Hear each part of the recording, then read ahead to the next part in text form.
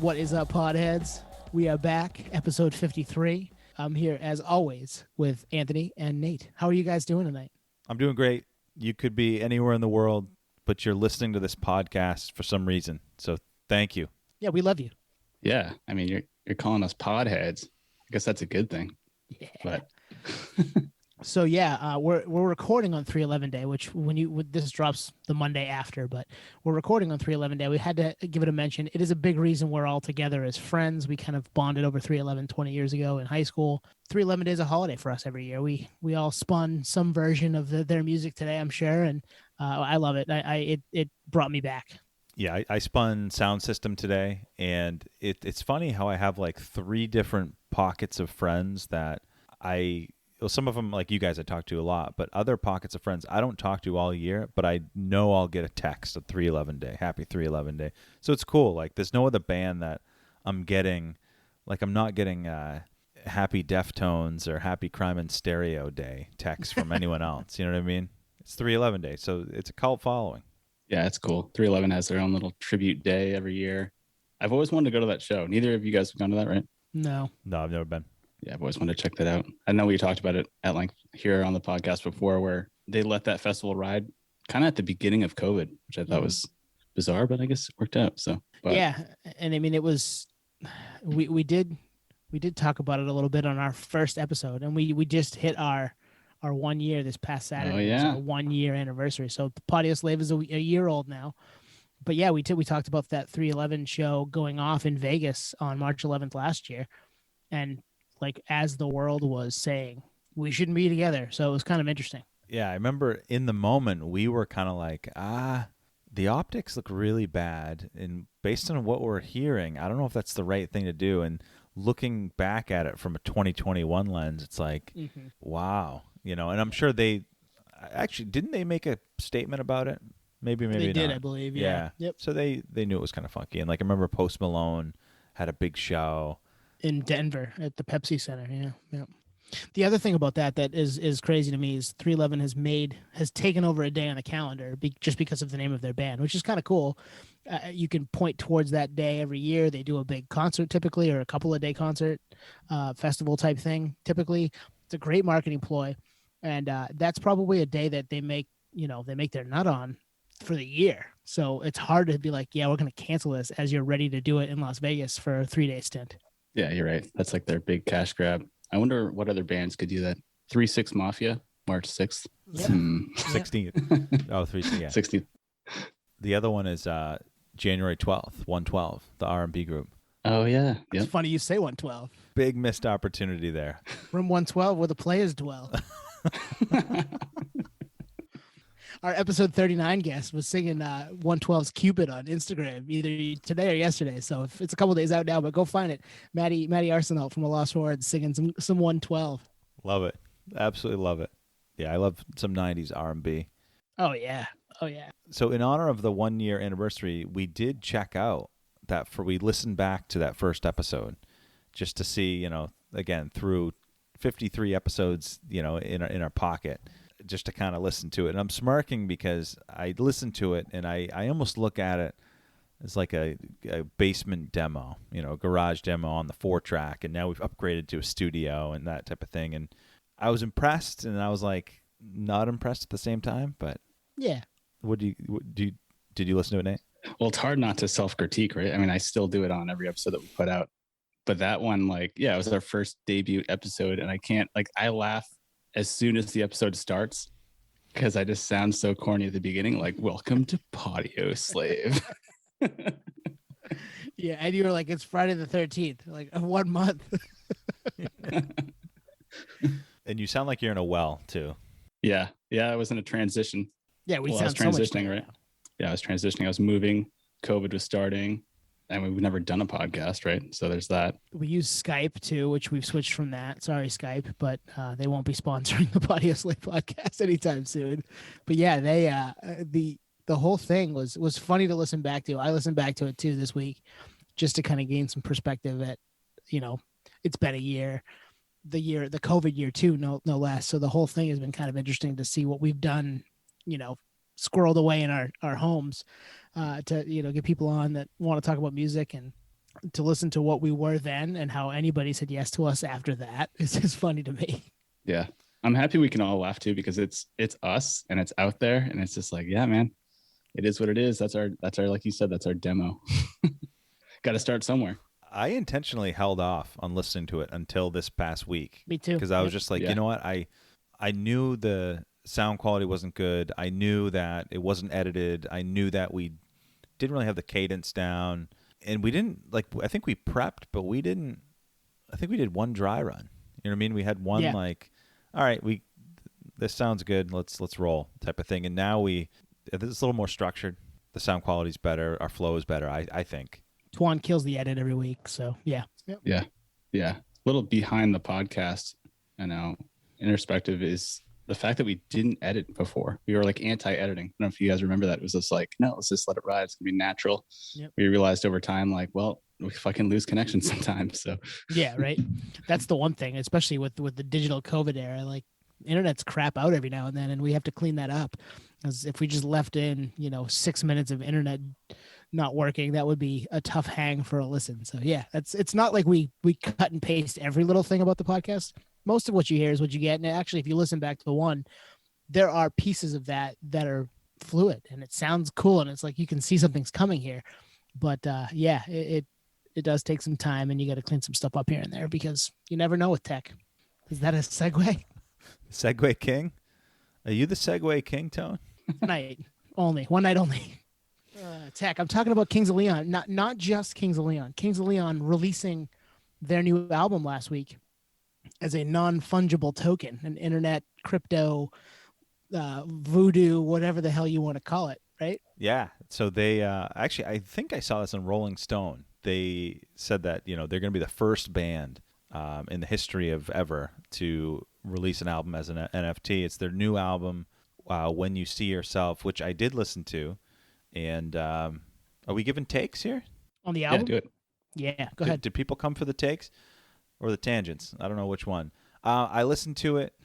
It didn't hit me like Mechanical Bull hit me, although that was the case with Walls. Walls came out in, 2016? That was a slow grower for me. This has potential, but I don't think it's going to be one of my favorite King songs. It's got a couple standout tracks. I think the artwork was very just freshman graphic design major, throw it together in an hour type of thing, which I like the... Yeah, hopefully we'll still get those guys on someday. But I don't know. I think like Mechanical Bull had some like soul to it, and was it Only by the Night? Yep. And some of their others, like, it's a little more thoughtful, and I don't know. It'll grow on me, but first listen was better than okay, but wasn't great. I'm agreeing with your album art take. Yeah. All right, as you were. Nate, you listened to it, right? I did. Yeah. I checked it out. You guys were so kind to let me and everyone to let me unplug. I kind of took a little road trip up north to Big Sur, and the album dropped during that time. So it's actually one of my favorite road trip bands. Kind of paints the picture perfectly with the scenery. So I think maybe I'm a little biased because we're both fans, Twan, but I think I kind of give it some real depth on the trip. Like, I'm going to just give it this concentration. It's going to paint the picture for this amazing scenery, and it kind of like amplifies the songs. So for that, like, I've given it, more stars. Yep. But to your point, like, they're so solid. Like, some of those albums are so solid, Mechanical Bull in particular, like you said, that I'm not sure where it stacks up yet, but I was impressed nonetheless. But I think it's one of those like singers like Caleb, like his voice is so strong and the band is so tight that like I don't really dislike anything they do, but at the same time maybe it's not as standout as like Mechanical Bull really is like untouchable. So I liked it a lot. Yeah, there's a few tracks that stand out on there. I'll have to listen to it again, but because I gave it that special attention, I was able to fully digest it, and I liked it. Yeah. Full disclosure, I couldn't give it that time the last couple of days with what was going on in my world, but I have listened to the singles and I liked the singles. I'm less of a fan of this band than you two are, I think, but I don't dislike them. So I guess I'm a little more passive in that regard. I do think they're talented. They do put out solid albums. There's never like, oh, that's just not good, I don't want to listen to that again. They're not that type of band. They're a band that comes at it with a cohesive record a lot of times that will either grow on you if it's one of those types like Walls. I would agree with that. Walls had one really good track, I think, at the outset, and then I was more into it as I listened to it, and I think that happens with a lot of their records. So like this could be something that 3 months from now you're like, man, I'm still spinning that. I'm surprised, but here it is, it's still happening. No, I think it will be for me. It's funny, Nate. Like on my first listen, I was like, this is not Mechanical Bull. Not in terms of sound, but in terms of like quality of an album. Like again, we've talked about it a million times. You're benchmarking these bands by their best album, which is not, I don't know if it's not fair, but it's like you're doing yourself a disservice because you're automatically dismissing the album. But I will say that track, Claire and Eddie, is the best song on the album. It's near the end, and it's a slower song, and I feel like those are the ones I really like the most out of them. Yeah, I'll keep spinning it, and I'm sure it'll grow on me, just like Walls did. Yeah, and the interesting thing about Kings of Leon too is because they're pretty mainstream, they're pretty popular, but they have the roots coming from Nashville and just real musicianship. That I think that's why it gets lost in the shuffle. It's like you're aware of them because they're a big name, but you forget that they're actually genuine, like not classically trained, but definitely classically trained in the sense that they kind of grew up playing instruments probably since childhood. There's a good documentary on them that kind of showcases that. Yeah, I think it gets confused because of that. And then you look at the fact that they released this album on NFT. Like they're not really like a technological band. They're like almost like a country band. So there's a lot of like, I don't know, disconnection on, wait, this band is huge, but they're country, but they're putting out like a digital token album. Like there's a lot of ways to get lost in what Kings of Leon's trying to represent, I think. So you mentioned NFT, and that's the piece of this that I'm really interested in. Two things. Yeah. You're right. I don't see them as the first band to do this. I would have totally picked a solo hip hop act, somebody like Drake or one of those mumble rap or Future. You know what I mean? Like I could have seen that from the NBA culture because NBA right now is huge in the NFT world at the moment, even though it's who knows what's going on there. But yeah, for them to be the band doing it, that's interesting. And obviously that came from somewhere at the label or somebody is saying, hey, these are hot right now. Let's market the shit out of this and say that we're releasing the first ever NFT record, which stands for non-fungible token, which is essentially you can't hold it in your hand. It's a digital thing, right? It's a cryptocurrency type thing. So interesting stuff. Yeah, it's basically, for those that aren't familiar with it, it's basically like a digital certificate of ownership of a digital asset. So people collect sports cards. That's a physical asset, physical collectible. You get art. You get physical artwork. This is basically all that in a digital form, where all the transactions are basically logged through blockchain. If I've lost you, I'm not surprised because it lost me. So yeah, I just want to throw this out there. I have this box of Nate's stuff sitting next to me when Nate's nerdery that we've done in the past. I wish that stuff was an NFT right now. Get this shit out of here, bro. I'm just kidding. I love that shit. Free storage. Yeah, but another thing about the NFT is that it's a limited item, right? And that there's a certain amount of the NFTs that include, I think, some kind of like lottery to get 4 tickets for every tour for the rest of your life or something like that. That's really cool. Yeah. So each one they're all one of one. You know what I mean? Because they all have unique, in quotes, using serial numbers. But yeah, you're right. There's special album package, those live show perks. There were exclusive audio visual art. So if you're a Kings fanboy, like this is perfect for you because I don't know if they'll do the serial number thing, but it could be a big win if you're a collector, but also if you're looking for an investment. Do we know how much it cost? No clue. I couldn't find it either. Yeah. Because if you're buying it and you have a chance to get into a lottery for all these live shows or live show perks on top of live shows, you would think it probably costs more than your $10 to buy a record. So, or even just the digital art piece of it that's going into it. So you're just getting that extra 9th grade Photoshop stuff to be your own one of one or whatever. That piece of it has to cost more than your regular $10 record, digital record would cost. Yeah, I'm not sure. We'll have to look into that, but I know it's 4 tickets to every tour for the rest of the band's legacy or whatever. So when you think But about that's that, just the sweepstakes, right? That's not everybody that buys this. That you're entered. If you get the NFT, you're entered into that sweepstakes. exactly. Yeah. Right. Yep. Which is a huge incentive though. Like you said, like investment wise, that's one for you and your spouse, and an extra set of tickets. Like, I mean, you could essentially resell those tickets for whatever. I think it said front row tickets. Bring your kids. Bring your kids. Yeah, exactly. Have these gone on sale as of today, 3/11? I don't know. Because That's a good question. I mean, from an investment perspective, if it's reasonable, I might It try to might buy be one. worth hanging on to. Yeah, Yeah. absolutely. Even if all you get is the NFT, and then down the road you have the first ever NFT record. So then I can Shit. look at the. Should we pause? Should we pause right now and go buy it? Twan's all about investing. I love it. So I can look at the digital version of the freshman digital Art. digital art major version of the CD cover. We do better job than they do. I think. I'm not gonna lie. We could have pulled that off. I could have pulled that cover off. You could have pulled that cover off. It wouldn't have been that hard. Take a picture. Pragmatics. Put your hand up on the wall. You get the fucking shadow puppets on the wall. Come on, guys.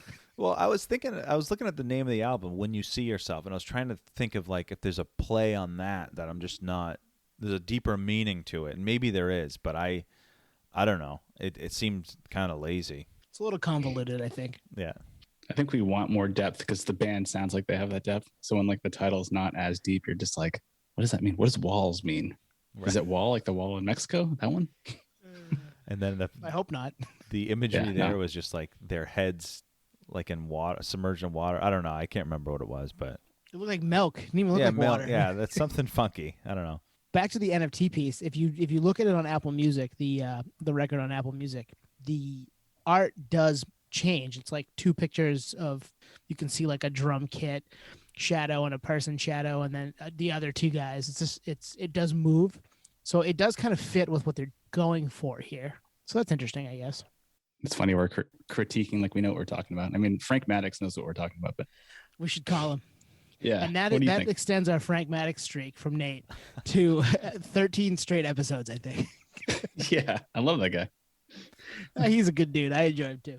I mean, it's everywhere, right? There's a tequila now, Deftones tequila that just dropped. Oh, yeah. I Did mean, you horn that in, didn't you? Yeah, I had to. I mean, that logo is just, it keeps showing up everywhere I go. Nah, it's Guys, it's the Rolling Stones logo. But I think like the bigger story here is like this is a whole new world for music, obviously well beyond music, sports, movies, actors, actresses, whatever.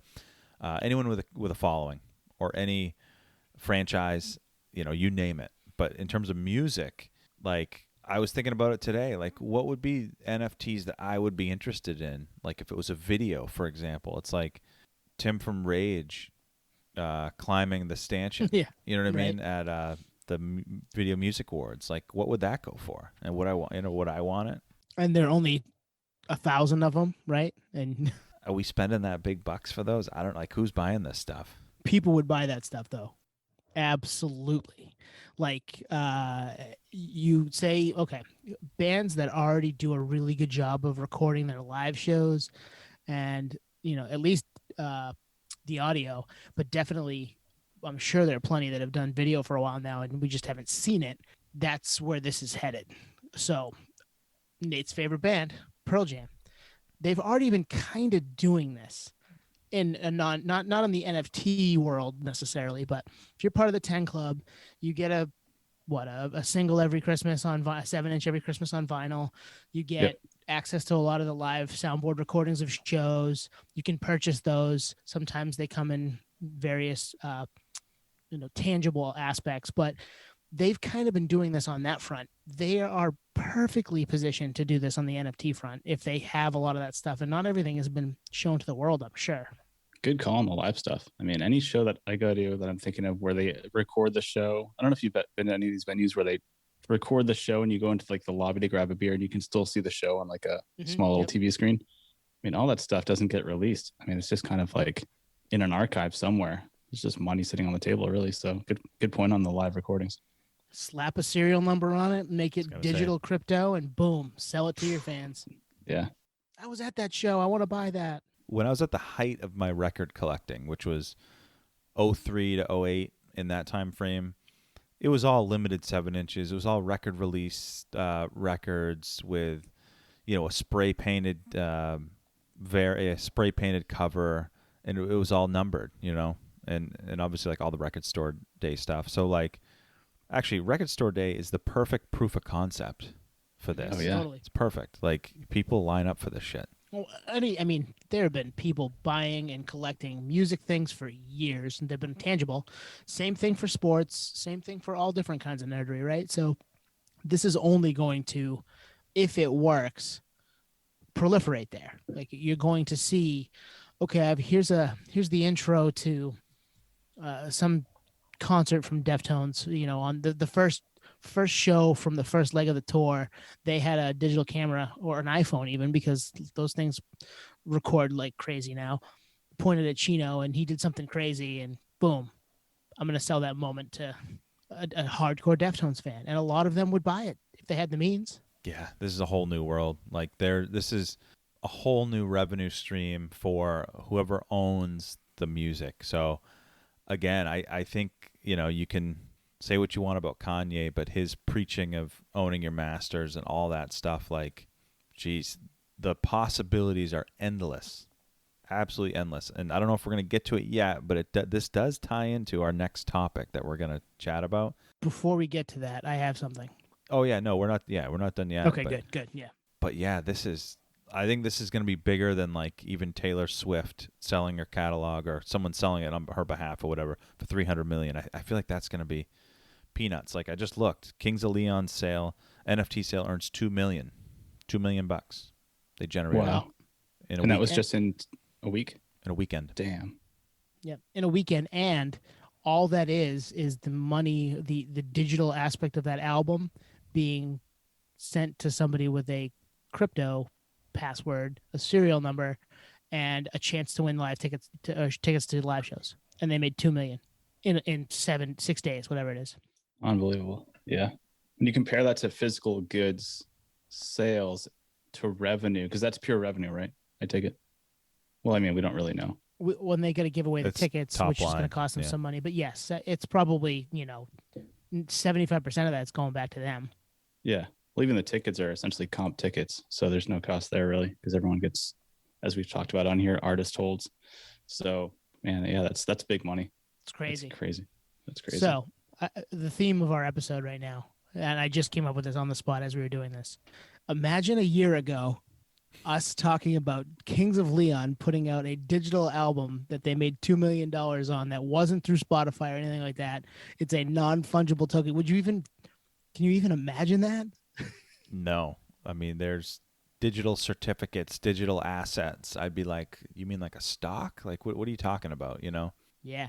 The world has changed a lot in the last 365 days. I'll say even in the last week. I mean, it's true.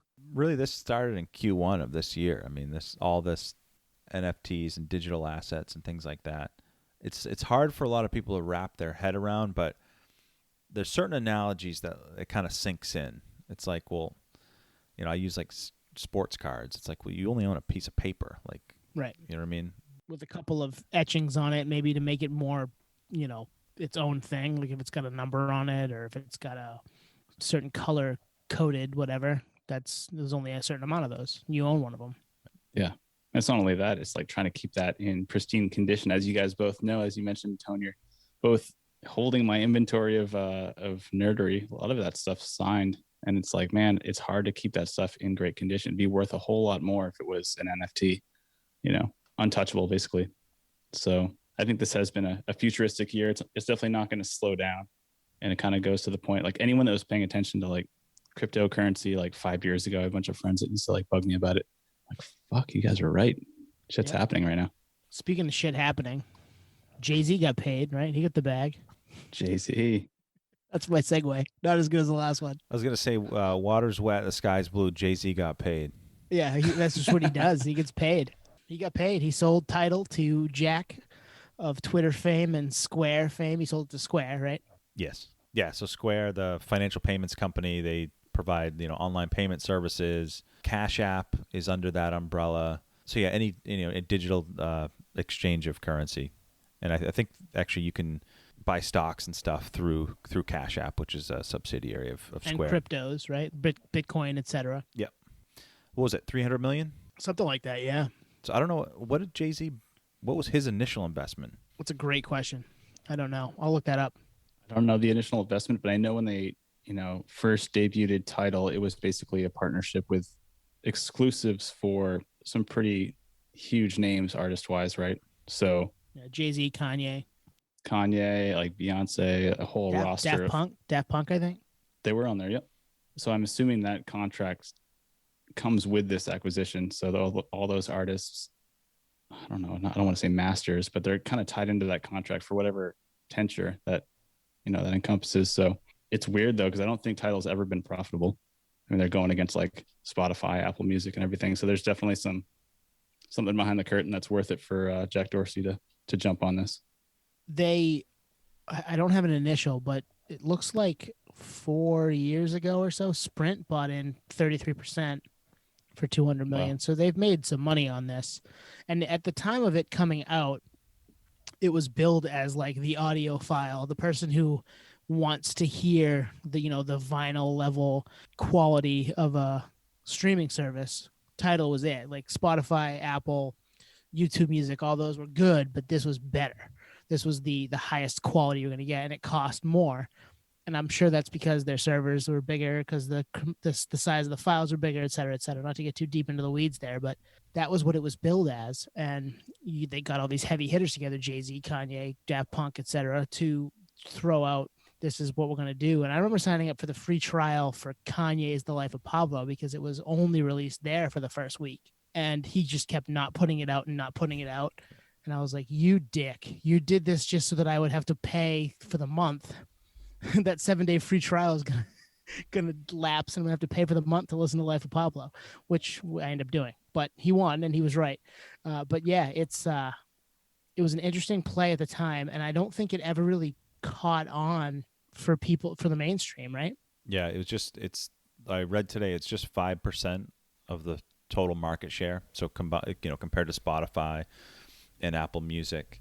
But the other differentiator was it's supposedly the most artist friendly. Artists get the most revenue per stream, most cents per stream, whatever it is, or sub-cents or fraction of a penny, whatever it is. So there's incentive for the artist to get on there. And obviously, like I said, the exclusive stuff. What was your guys' initial take when you saw this news? Like, did you get it? Did you scratch your head? Yeah, I was a little perplexed on it, basically because, like you said, Tidal's they have a small market share on the music streaming services, so it just seems a little, I don't know, something doesn't really add up. But like you were saying, Tone, based on, this is an artist direct type service that's, apparently superior sound quality. Well, Neil Young did the same thing with Pono or whatever it was called, and that was a big failure. So I feel like it always ties back to the fact that, we talked about it on here before, which is the artist trying to regain control, maybe prematurely, and knowing that that's not really your specialty, and therefore it may not succeed. So selling it to Jack Dorsey, who obviously is a tech titan with Twitter and everything, to take control of Tidal and bring it to the next level, I started to see it like light at the end of the tunnel through that lens. Like, okay, you're handing it off to someone that knows what they're doing. So maybe this is when Tidal actually takes off, based on the infrastructure behind Jack Dorsey and what he's accomplished, thus far. At first, it didn't make any sense to me. I was like, why would Jack want to purchase this when it's the least subscribed to, the smallest market share of any streaming service? But then I got to think, maybe there's something else at play here, and it kind of ties back into our NFT conversation that we just had. I could see a world where, the Cash App / you're going to go to, but either using that or using Square, you're going to go to an artist page, and they're the one running all of the behind the scenes, marketplace aspect, and you're paying it. It's all digital. It's all easy. Not that things aren't that way now, but they're going to clean that up for artists, and artists are going to maybe see and hear, okay, it happens a lot easier and better with this company. Why am I working with Spotify if I own my own stuff? Now more of the money's coming to me, and I'm just paying them for the infrastructure of the website type of deal, and how I can get the money to me. I'm going to do that. And it lends itself to more of the digital aspect, which we're going to live in as things go forward. I mean, we're already there, but it's going to continue to proliferate and be bigger, and more of these needing digital pieces, digital serial numbers, and whatever crypto stuff to make this all work. Yeah, I think that's. In fact, I was reading that's kind of one of the plays that he's kind of getting at, which is he's with Square, he's allowed transactions to be as seamless as possible and basically have a seller's marketplace. And that's what I think you'll see. I think you'll see on an artist page on Tidal. I've never used Tidal, but what I think you'll see is basically, and you see it some on Spotify, but you'll see basically a digital marketplace. Just what you were saying, Tone. Like merch, tickets, NFTs, it could be almost like a cameo thing. Like, all right, you listen to this artist, you're really digging him. Hey, send your buddy a happy birthday message from, I don't know, the Daft Punk dudes or something like that. You know what I mean? Anything like that where there's an upsell. It'll be upsell galore. And the other thing I was thinking about is like, why not have Twitter buy it? You know what I mean? Somehow embed it there. But here's the reality. He can still do that. He can still do that on Twitter. He doesn't have to, He owns it. He can still do that, even though it's under the Square umbrella. It's like, well, all those are under his umbrella, right? Because is he still with Twitter? Yep. He's still with Twitter. Yeah. It's an interesting play. I don't know if he can turn Tidal around. I don't know. I think there'll be better margins because of the streamlined process that he already has with Square, that whole infrastructure. And then bigger upsell, more upsell, because there's this opportunity there, and Spotify's gonna try to get their hands on it, or they're probably already in the works of that. Yeah, it's basically giving Spotify a run for their money, right? At the end of the day, like Spotify can't take all the market share, so someone's got to be, a duopoly, I guess, to counter that. And like you said, with Twitter, Jack owning Twitter and Square, I mean, he can basically just make Tidal trend on Twitter all day if he wants to, right? I mean, there's no policing that. It's all self-policing. Right. Exactly. So. Yep. That's exactly what I was getting at. Good point. You forget Apple Music, Nate. There already is a duopoly, and then YouTube Music kind of, but not really. Yeah. There's a few out there. And I think if you go back to episode 1, we even talked about Napster being owned by, was it Rhapsody? Yeah. And how they were at the time one of the better streaming services for artists. So Jack is now throwing his gauntlet down a year later, and that's how I'm going to bring it back to episode 1 every time tonight, guys. I love it, man. Flashback. The other thing I read, because I did a little digging on this, because again, I was confused and perplexed at the start, but this is another way for art to further the artist connection with Cash App. So Cash App is big in the hip hop community. Mm-hmm. If you've ever watched like Joe Budden's Pull Up interviews, they're all sponsored by Cash App. Big hip hop influence there. And Tidal, when I think of Tidal, I think of like the titans of hip hop. You know what I mean? The Jay-Z's, Yep. It's to further that connection, which it makes sense. You know what I mean? I don't know if it's going to work, but I can see why. I'm connecting the dots of why they're doing this. It may not work, but right now it's intriguing. It got us to talk about Tidal. It probably got a lot of people to talk about Tidal this week, and it could be the next thing, down the road, because of where there's already a footprint for Square and Cash App, and there's already people using it in that sense. Now maybe there's a little more one-stop shoppiness for it. I like the connecting the dots, Twan, because that's where I'm at too. Like when I remember seeing the Tidal announcement, they did like a live stream, like all the artists were in the room and people were like zooming in or Skyping in at the time. I think Chris Martin Skyped in and stuff like that. So I think it's too big to fail, mainly because if they have all that roster on board on that initial announcement of Tidal, they're probably all investors. They're probably on the board. You know what I mean? They're not going to let this fail. So maybe the Twitter acquisition was basically like, hey, make this work because it hasn't worked yet. And you have the infrastructure to take it to the moon, basically. And the other thing too is like, if you're an artist, and it is known, like if you look at the metrics and stuff, Tidal does pay out the most. Maybe that's why they're not profitable. But if you're an artist and you know that your stream, you'll get more money per stream, and there's this digital marketplace for all your shit, you might direct people there, So Yep. Who knows? But I don't know. I feel like there's some barrier I'm not thinking about. Otherwise, Spotify would already do this. I think they do it with concert tickets, but I don't know. That's an area I don't know. I think it literally ties back to Twitter. It's just like the said artist just talks about it on their page with a link back to Tidal and just kind of goes in this like closed circuit, Yeah. like go here. It's a hell of a forum to be in front of people. Twitter. Yeah, right. Yeah. Yep.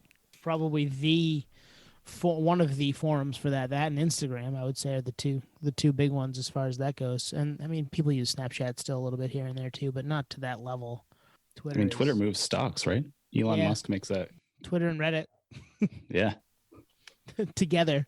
Elon plus GameStonk equals cash to the moon, right? I mean, Yeah, exactly. The more I think about it, I think they're the right partner for this, because right. if Zucks bought it, I mean, I wouldn't touch ever thinking about a Tidal subscription, Exactly. It'd be stale, the whole, I'm sorry, but IG is, I don't know, I'm not saying it's a thing of the past, but I think with all the TikToks and Twitter and everything like that, it's just, I don't know, the association with Facebook, I don't know. I'd love to see their daily average users. I bet it's still really, really high. But how many of those users are going to turn into customers? That's the problem. Exactly, right? Yeah. Twitter, I think you can probably do a little better with.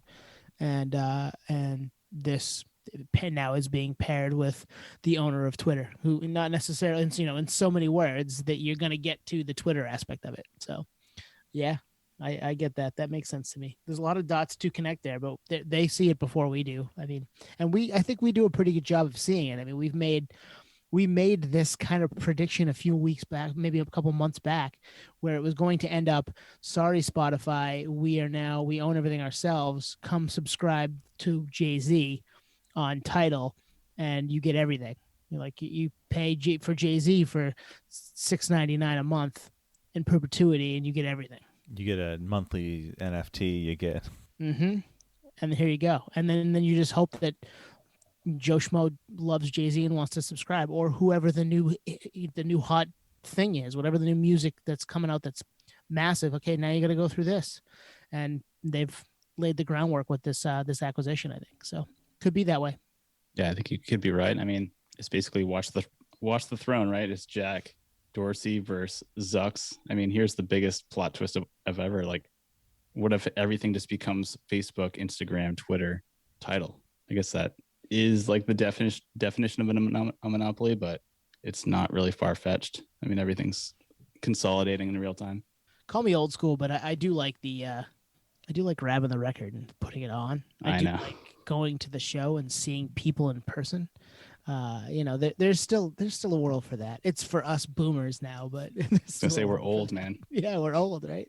I will say though, I haven't dug into the numbers. Like I know they're not profitable. At least they weren't in 2018. But like 300 million for Tidal doesn't seem crazy. No, especially when you think of if it's true that they have captured 5% of market share, then that's not crazy. I mean, Spotify's market cap is what, 50 billion, right? Or it's gone up from there. 55 billion. Yep. So do the math. I mean, I think he just pulled a fast one, Jack. I think he may have. Yeah, he sniffed that out. That's only 300 million. Yeah. I think everyone's happy until it doesn't work. Oh, and if it doesn't, it wasn't like it cost him that much money. 300 million is life-changing money for us, but for Jack, it's like, okay, what else can I snag? Right. Basically. But it would be cool. Like, think about you're listening to, I don't know, Spanish love songs on Tidal, and you're listening and you're vibing, and there's a marketplace right there linked to. It's not even a link. It's embedded. It's merch. It's tickets. It's whatever the hell you want. You just boiled it down perfectly. I'm listening to Spanish love songs. I need to leave app to go buy something on their website. Oh shit, they don't have it there. I got to go to a Discogs to try to find it there. Oh shit, they don't have it there. I'm on eBay. Oh shit, they don't have it there. Or it's all in one place. That's what's going to happen. Yep. You're right. And like, what I was thinking about also is like they own the payment, the whole payment infrastructure. We're like exactly. Wow. So they're taking a little piece off everyone. Yeah, a little piece off everyone, and it's their own. So you know what I mean? Yep. What were you gonna say, Nate? I was going to say this kind of ties into the whole Ticketmaster restructure with streaming shows for a sold out show, right? So it's just additional income, additional tickets sold to a live stream show that's probably going to funnel through something like this. They're going to need some kind of partner, right? So maybe this is a precursor to that as well. Maybe I could see that. Yeah. I could also see that just being Ticketmaster being like, we're going to put up, or Live Nation put up their own marketplace, and this is where you get tickets. Sorry, we're not selling to you, Tidal. We're not selling to you, Jack, to do that. We're doing it here. Now they may get forced, but they're big enough right now that I wouldn't give that back to anybody. The amount of money they make on the way in, and then if someone wants to sell them on the way out, if they can't go, it doesn't make sense for them to give that up. They would have to be in dire straits monetarily to do that. Well, I'm not even thinking about the fact that they're giving it up. It's more of an ancillary service. Like you're on Tidal and you're like, hey, do you want to listen to Spanish love songs? Cool, here it is. Do you want to watch them live? Cool. Do you want to watch it live in real time? Cool. Here's the link through Ticketmaster, through Live Nation. Pay the additional fee. So there's a kind of almost like a cut, right? Ticketmaster is again the middleman. They would be Tidal. they'd be selling to Tidal for that, but I'm not sure. Yeah, I want to hear the song. I want to hear it live. I want to hear it live right now on tour in Tennessee right now. I mean, hell yeah, right? That's basically like live podcasting. Cool. Prediction? I could see that. Yeah, I mean, if you guys ever watch like Shark Tank, it's all about customer acquisition costs. It's all about sell through. It's like the best chance I'm going to buy a band shit is if I'm listening to them and there's options to buy right in front of my face. That's at the very peak. Or if I'm, and that's what this is. I mean, this is the equivalent of going to a record store, hearing the band while you're there, and be like, all right, maybe I do want, the new Wonder Years album. That's how I got into Atmosphere in 2003. It works, right? I walked into Bull Moose. I was like, oh man, they were playing Lucy Ford over the speakers, and I was like, damn, this is kind of cool. All right, I walked over to the Atmosphere spot in the underground hip hop label and grabbed God Loves Ugly and walked out. The rest is history. I paid for it, but yeah. I love it. The record store sommelier. Yep, exactly. Yeah. Which if we do that occasionally, week to week with our podcast playlist, so go check those out. Actually, and Sunday spins. Funny story about that. I got a text from one of our buddies. He goes, I was at a local package store picking up beer, and I hear music I like on the speakers. So I asked the kid at the counter who it was, and it was Tidal Fight. So he's like, now I like Tidal Fight. Exactly. And that's what happens, man. That's how that works. Cool. All right. Do we have a segue for this last piece? So Nate, you were saying if you were on Tidal and you want to watch the band live in real time. Well, what's better than watching a band through your screen? Nice. Yeah. Actually, terrible segue. Segue king. No, it was good. That was good. Yeah, I prompted you, so that's why. It's actually seeing the band live, which we talked about with Lauren Wayne last week, GM of the State Theater in Portland, Maine, which is actual live shows, which is weird to talk about in like retrospect because it did happen at one time, and it seems like it's coming back to fruition here, both in Texas and Mississippi. They have shows booked, right? That's crazy. They're open. Texas especially. They're wide ass open. They're like, let's do this. We're no masks, no nothing. I don't even care if you've had a vaccine. We're just back to normal, which is stupid, but whatever. Different story for a different day. My point there is, they're opening their venues. If you're gonna go play a show, I guess if you're gonna be a band, you're gonna be in the safest spot on stage around people you've been around. But shows are back. I mean, it's not even just in those places. I saw a flyer for a show in Vegas in the fall. I saw a couple flyers for the band Goose, which we've mentioned months ago now. Our buddy Nate different Nate in North Carolina, big fan of them. They're playing socially distanced shows in May in like Tennessee and Maryland and a few places like that. So people are really ready to get back out there is what I'm seeing. In these two states, Mississippi and Texas, was 100% full capacity this month. Yeah, crazy. It's crazy. Full capacity. They've lifted the mask mandate, as we just talked about. So yeah, I mean, if you're in those regions, live music's back for you. I'm kind of jealous. I'm jealous, but it's it's a little early, maybe not. I don't know. I mean, are they disregarding science, or are they just kind of like whatever? I don't know. You have more insight there, Tone. Yeah, Nate is alluding to the fact that I work in the medical field and have Well, been. because you said that's dumb. I'm like, well, It's dumb. No, it is. It's dumb. It's not just, oh, hey, people are getting vaccinated, numbers are starting to dip a little bit. Let's open everything. No, that's not how this works, man. Like we still gotta like follow it. Now, I don't want to be locked down forever. Trust me. I want this to go away as much as the next person. I am ready to go to a concert. It has been like 17 months since I've been to one, so I'm ready. But I want to do it correctly. And I don't want to get back out there too soon with a bunch of people who are in the younger demographic who are just going to pass it around to other people and maybe get somebody else sick and die. So let's wait a little bit. But different story for a different day. Not wanting to get too political here. I do think that this is a good thing. I do think we're heading in the right direction as a country. I think things are going better. And, we're probably, for us, and maybe a little bit sooner for you, Nate, being outside and having more access to outside, maybe early to midsummer for a place like Southern Maine to have shows outside, at least when the weather's good and we can pull that off at somewhere like Thompson's Point, mentioned last week with Lauren Wayne. I could see that happening.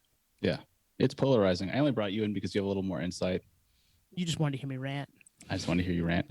But I mean, I'm excited too. I mean, I want to go to live shows. I mean, and California, like you said, like there's more outdoor space here, live outdoor venues and so forth.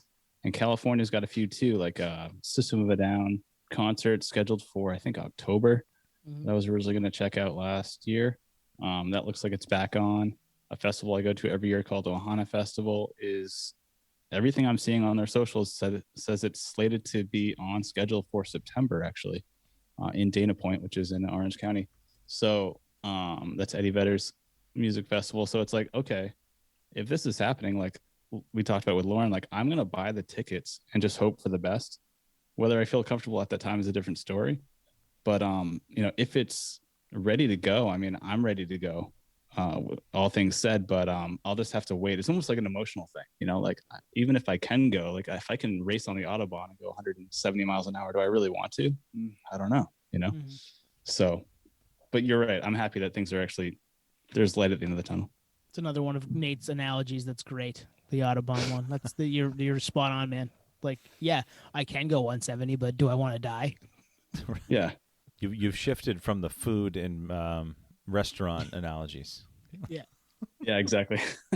Yeah, I mean, the more I read about it, I think this is the new norm. I think because okay, best case scenario, they have these shows and nothing happens in terms of spiking of coronavirus cases or whatever. Worst case scenario is something happens, but is that going to be enough for people to cancel things again? I don't know. I think the spike would need to be big. It would need to be more than just one event, one super spreader, I'm saying in quotation marks, one more than just that. I think you would need to see a steady increase in numbers. That's what we've had happen in the past, right? Where we had a nice, like the state of Maine did really well last summer. Everybody is outside in the state of Maine in the summertime because the weather's good and it's such a short season for us. And our numbers were really good as far as COVID went, even with the tourists, some of the stuff we had still happening. And then it got cold and then people had to go inside and then numbers went up. So we adjusted as a state and weren't allowed to do a lot of stuff. And I think it'll happen again with this. If the numbers continue to go down because we're able to get outside more and we have people getting vaccinated, it's going to get better.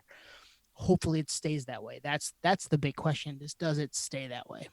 And I'm pretty sure this is full capacity for indoor and outdoor venues. It's nuts. It's nuts. Outdoor venues. So like Furnace Fest is coming up. They had shifted the date from last year. It was just announced happening in September, I think, of this year. It's in Birmingham, Alabama, and it's like outside at the Sloss furnaces. And if you can Google it and you can see why it's called Furnace Fest. But that's outside, and I think it's in almost like if you've ever been to Thompson's Point where there's the big outdoor structure where it's underneath. It's huge. I think there's enough room for people to spread out. Like that's one thing, but indoors, full capacity, I don't know. I mean, I could see this backfiring. Mm-hmm. Right now. Yeah, for these March shows. And again, it's only a couple. Is it just a couple states? Yeah, that's like Texas and Mississippi and a few states. It's not everywhere. The rest of this we're talking about is like May, June, July, September, October, that type of thing. So those are hoping that numbers stay down and vaccinations go up and we achieve some sort of herd immunity type thing. Almost like these states are kind of test market states. Like, let's see how it goes in these secondary In the markets. worst possible way. Yeah, yeah. Unfortunately, like the lab rat type thing. Let's see how this goes, and if it goes well, then we'll open up California, New York, all the states that actually, pull some high revenue.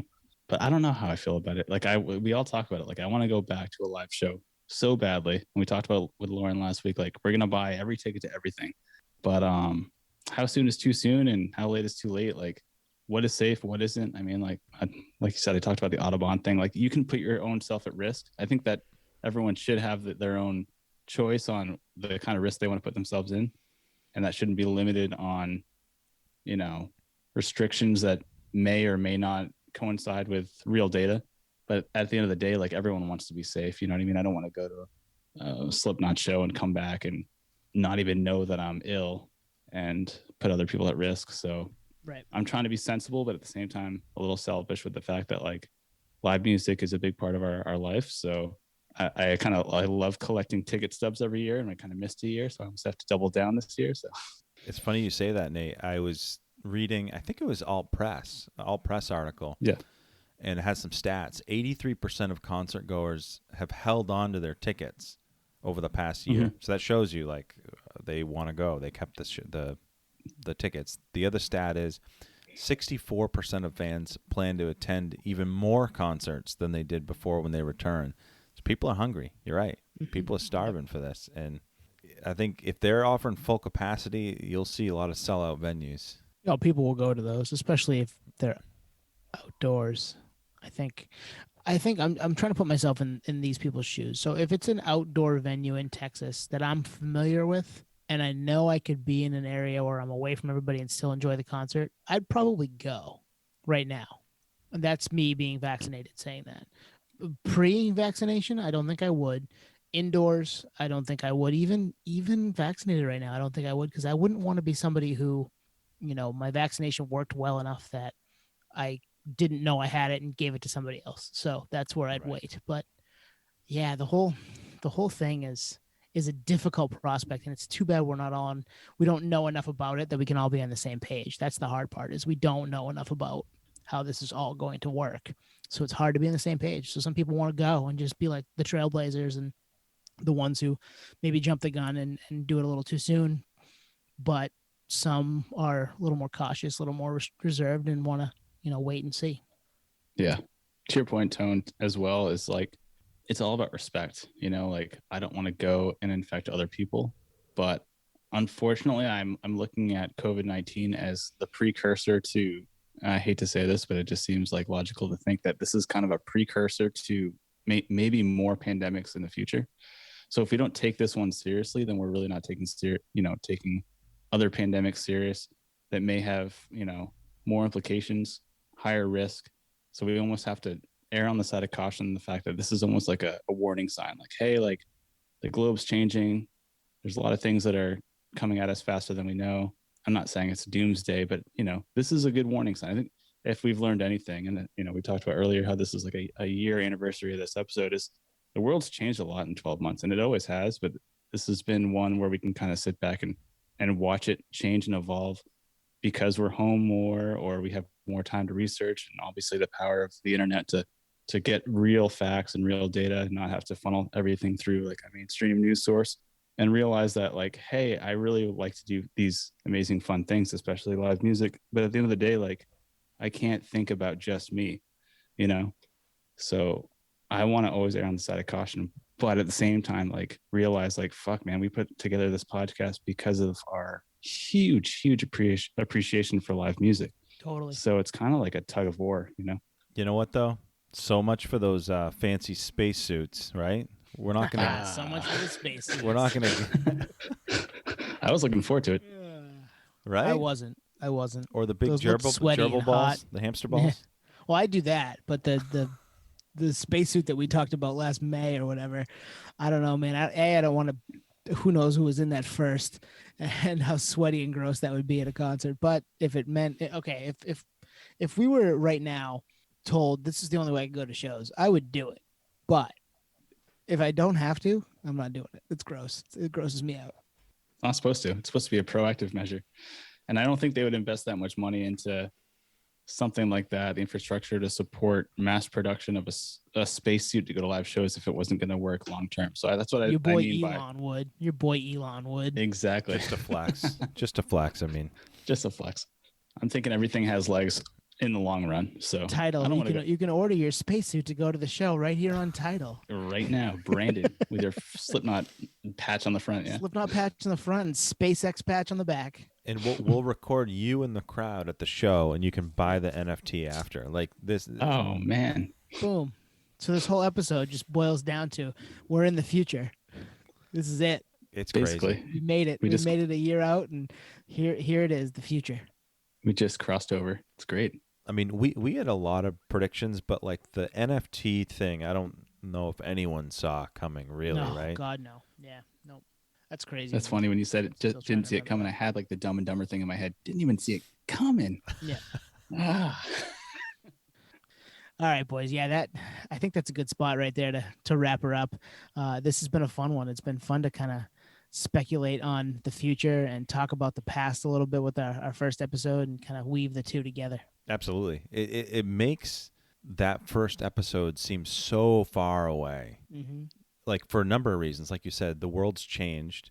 The digital world has changed miraculously. And we have improved quite a bit, I think. I think we've gotten a lot better at the craft.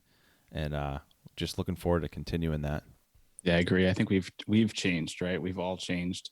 We've evolved with the times and kind of reached a little bit deeper on what we're trying to say here on the podcast. So it's been a wild ride. I can't believe we're 1 year old. I always look at the episode number like, damn, we're 53, we're old, but no, we're only a year old. Yeah. Yeah, it's crazy. It's crazy that it's been a full calendar year since all of these things have happened. And all of the things we've seen happen in that calendar year are nuts. And I'm excited that I've been able to talk with you boys about it as, things come up every week. And I'm excited for the thing we're talking about a year from now that we're like, nobody saw that coming. Like, What how could do we it even possibly get here? be? I can't even I don't think. know. I don't even want to try. Not the spacesuits. Dumb. That's okay. So much for the spacesuits. All right. That was fun, guys. We will see everyone next week. See ya. Peace, pod heads.